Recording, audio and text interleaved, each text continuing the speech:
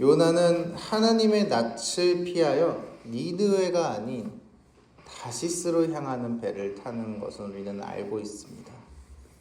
이 자신의 고집, 자신의 생각, 자신의 판단이 맞다고 여겼기 때문입니다. 처음에는 순풍에 돛을 단 듯 배가 잘 나아가는 것처럼 느껴졌을 겁니다. 내 선택이 맞았다. 하나님의 그 피해서 내 삶을 잘 꾸려갈 수 있어 라고 안도했을지도 모릅니다.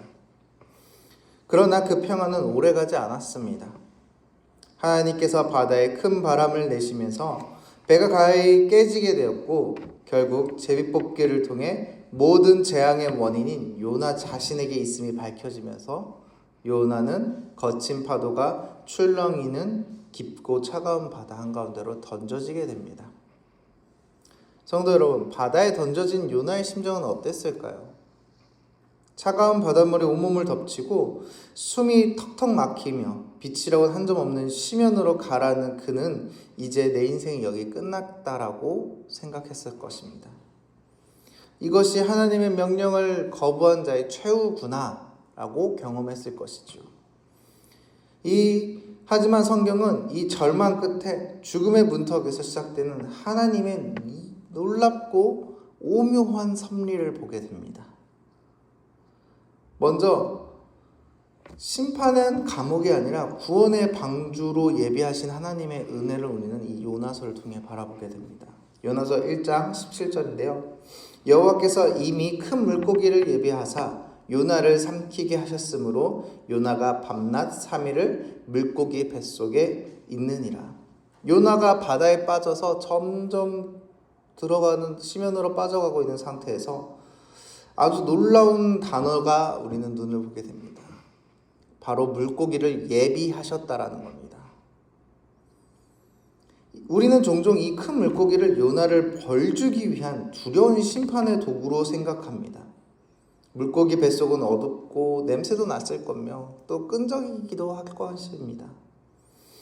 그리고 그 위산으로 인해 피부가 또 타들어가는 경험을 했을 것입니다. 요나는 스스로 그것을 수올의 뱃속이라고까지 부를 정도로 그런 존재였습니다. 하지만 하나님의 시선으로 보십시오. 만약 이 커다란 물고기가 없었다면 요나는 어떻게 되었을 것입니까? 그 차가운 바닷속에서 요나는 그냥 목숨을 잃었을 것입니다. 즉 물고기 뱃속은 요나 입장에서는 숨막히고 갑갑하고 냄새나는 감옥이었을지도 모릅니다. 그러나 하나님의 섭리 안에서는 바다의 위협으로부터 요나의 생명을 보존하기 위한 특별히 제작된 구원의 방주라고 우리는 볼 수 있습니다. 사랑하는 여러분, 우리의 삶에도 이 물고기 뱃속과 같은 캄캄한 시기가 찾아올 때가 있습니다. 이 건강을 잃어서 병상에 누워있을 때, 사업이 무너져 재정적 벼랑의 끝에 섰을 때, 사랑하는 사람과 관계가 산상조각 났을 때 우리는 간혹 내가 터널에 있는 것 같은 경험들을 하곤 합니다. 그리고 원망합니다. 하나님 왜 하필 지금일까요? 왜 지금 나에게 이런 터널을 걷게 하시는 걸까요? 그러나 영적인 눈을 우리 들어보시길 바랍니다.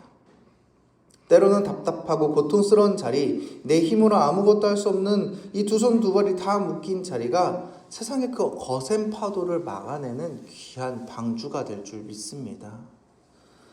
우리를 무너뜨리지 않고 우리를 파멸하지 않도록, 우리 영혼이 완전히 부셔지지 않도록 하나님께서 나를 보호하시는 안전한 방주를 우리에게 그 터널을 주신 거라고 생각하시길 바랍니다. 그곳은 나를 벌주기 위해 주신 자리가 아니라 나의 교만과 아집을 빼내시려는 그 하나님의 은혜의 치료의 장소라고 생각하시길 바랍니다. 사랑하는 성도 여러분, 지금 혹시 내가 너무나 갑갑하고 캄캄하며 그 무거운 터널을 걸어 계십니까? 그곳에서 여러분 영적인 눈으로 내가 고쳐야 하는 것이 무엇인지 바라보시길 바랍니다. 그때 하나님의 은혜가 여러분들 가운데 있을 줄 믿습니다. 그 다음 물고기 뱃속은 철저한 고립의 장소이긴 하지만 여기서 요나는 무엇을 하는지 우리는 바라보셨으면 좋겠습니다. 그는 비로소 기도를 하기 시작합니다. 기도를. 요나서 1장을 보면 폭풍 속에서 이방인 선원들은 각자의 신을 부르며 살려달라고 부르짖었을 때 정작 선지자인 요나는 그 배창 밑에 내려가 깊게 잠드는 모습을 우리는 보게 됩니다. 그는 기도하지 않았습니다. 그리고 잠들었습니다. 그런 그가 모든 빛이 차단되고 그 지방이 가득 찬 그 뱃속에서 입을 엽니다. 요나는 그리고 기도하는 그 기도가 너무나 처절하게 보입니다. 요나서 2장 5절과 6절을 보면 그가 느낀 고통이 생생하게 다가옵니다. 물이 나를 영혼까지 둘러싸우며 깊음이 나를 에워싸고 바다풀이 내 머리를 감쌌나이다. 내가 산의 뿌리를까지 내려가 싸우며 땅이 그 빗장으로 나를 오래도록 막아 싸우나. 머리엔 미역과 바다풀이 휘감기고 산의 뿌리 즉 심의 가장 깊은 바다까지 떨어졌다는 완벽한 절망의 고백을 하고 있는 겁니다. 근데 그 지점, 더 이상 내려갈 수 없는 그 인생의 땅바닥에서 영적인 반전이 생기게 됩니다. 요나서 2장 7절인데 우리 다 같이 읽어보겠습니다. 내 영혼이 내 속에서 피곤할 때에 내가 여호와를 생각하였더니 내 기도가 주께 이르렀사오며 주의 성전에 미쳤나이다.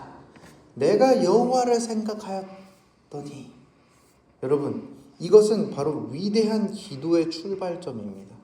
내 영혼이 피곤하여 기진맥진할 때, 세상의 줄이 다 끊어지고 사람의 도움이 불가능해졌을 때 요나는 비로소 여호와를 생각했습니다. 자신의 고집과 불순종을 회개하며 자신을 창조하신 하나님의 그 얼굴을 구하기 시작했다는 것이죠. 우리의 기도가 간절해지고 순수해질 때가 언제십니까? 역설적이게도 내 힘으로 해결할 수 있는 여지가 조금도 남아있지 않을 때 우리는 정말로 순수한 기도를 합니다. 내가 좀 지갑에 돈이 있고 내 주위에 도와줄 사람이 있고 내 건강에 받쳐줄 때 그 기도는 이 기도보다 간절하지 않습니다. 왜냐하면 내가 어떻게든 해보려고 하는 그 생각들이 있기 때문입니다. 그러나 우리의 손발이 다 묶였을 때 하는 기도는 정말로 간절하고 순수해진다는 겁니다. 사랑하는 여러분, 지금 피곤하고 지쳤다면, 지금 내가 그 터널 속에서 너무나 괴롭다라면 지금 당장 우리는 그 여호와를 찾으셔야 된다는 겁니다. 그때 우리 안에 기적이 일어날 줄 믿습니다. 우리의 믿음의 고백이 정말 순수한 믿음의 고백이 그때 일어날 줄 믿습니다. 이후 요나의 기도는 뱃속에서 부르짖음에서 끝나지 않습니다. 그 기도의 절정은 그가 드리는 감사로 끝납니다. 요나 2장 9절인데요. 나는 감사하는 목소리로 주께 제사를 드리며 나의 서원을 주께 갚겠나이다. 구원은 여호와께 속하였나이다. 이 구절은 우리가 그 요나가 이 감사의 기도를 어디서 드리고 있는지를 바라보시길 바랍니다. 그 뱃속에서 드리고 있다라는 겁니다. 그런데 요나는 그곳에서 감사하는 목소리로 주께 제사를 드리겠나이다 라고 고백하고 있다라는 겁니다. 어떻게 이게 가능할까요? 바로 요나는 이 고난의 과정을 통해 한 가지 명확한 진리를 뼈저리게 깨달았기 때문입니다. 구원은 오직 여호와께만 가능하다. 완벽한 행복을 하는 겁니다. 그의 창조주를 향한 전적인 의지를 하기 시작했다는 것이죠. 그 이후 여호와는 그의 마음을 보고 그를 물고기의 뱃속에서 꺼내십니다. 사랑하는 성도 여러분, 말씀을 좀 정리해 보도록 하겠습니다. 혹시 지금 내가 숨도 쉬기 힘든 너무 어려운 터널에 있으십니까? 우리는 그럴 때마다 하나님을 바라보시길 바랍니다. 우리는 그 나를 너무나 힘들게 했던 그 터널 속에서 나를 괴롭히는 그 문제에 집중할 수밖에 없습니다. 그러나 우리 그리스도인들은 그 문제가 아니라 그 문제를 허락하신 하나님을 볼 수 있는 힘이 있습니다. 그리고 그 힘을 우리가 하나님을 바라볼 때마다 그 힘을 통해서 우리가 하나님을 바라보면 우리는 그 문제 속에 하나님의 은혜를 바라볼 수밖에 없습니다. 나를 이 문제를 통해, 나를 이곳에 보낸 이유를 통해 나에게 이런 어려움이 찾아온 이유를 물어보고, 그리고 우리는 한층 더 성장해 나아가고 치료되는 은혜를 경험하게 됩니다.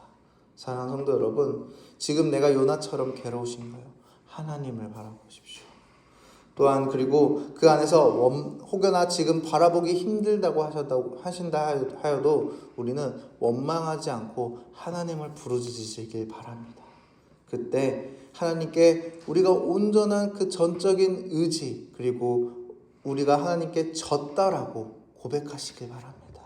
나는 더 이상 내 힘, 내 능력, 내 지갑에 있는 그 돈들을 의지하지 않습니다, 주님. 이렇게 기도하시길 바랍니다. 오직 하나님이 나의 구원자이심을 인정하며 기도할 때에 여러분들 가운데 그 터널을 나오고 여러분들의 모든 문제가 해결될 줄 믿습니다. 그러니 여러분, 우리가 그 진실하고 처절한 감사의 기도를 드리고 언제나 하나님께 항복해야 하시면서 나의 그 문제 속에서도 하나님을 바라보며 나아가는 귀한 여러분들 되시기를 간절히 축원합니다. 기도하겠습니다. 우리의 모든 것을 다 주관하신 하나님 아버지, 우리는 살아갈 때마다 이 요나의 그 물고기 뱃속처럼 힘들 때가 너무나 많습니다. 우리 너무나 고통스럽고 너무나 괴로울 때가 많습니다.